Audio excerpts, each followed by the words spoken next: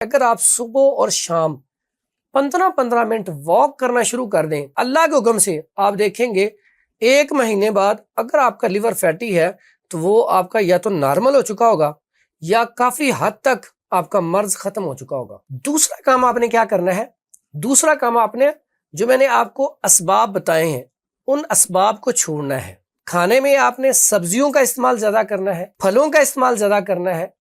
صبح جب اٹھتے ہی آپ نے نہار 1 گلاس گرم پانی، اس کے اندر آپ نے ½ لیمن نچوڑ لینا ہے، 1 چمچ آپ نے شہد کا ملا لینا ہے، یا آپ نے 1 گلاس پانی کا آپ نے بیٹھ کے پینا ہے۔ کیسے بیٹھنا؟ جیسے ہم ٹوائلٹ میں بیٹھتے ہیں، یا پہلے اگر آپ کو مدرسے میں پڑھا تو مدرسے میں بیٹھ کے کھانا کھاتے تھے، پاؤں کے اوپر بیٹھ کے آپ نے سپ لے کے پانی پینا ہے، 5 منٹ میں وہ گلاس پانی کا ختم کرنا ہے۔ یقین کریں اگر آپ کا لیور فیٹی ہے تو اگر آپ پانی پئیں، تازہ پانی پئیں اور 1 گلاس کے 3 حصے کریں اور 1 حصے کے کم از کم 20 سے 30 سپ لیں، یعنی کہ پانی کو چوس کر پئیں، تو اس سے ہی انشاءاللہ 1 مہینے میں آپ کا لیور فیٹی ختم ہو جائے گا۔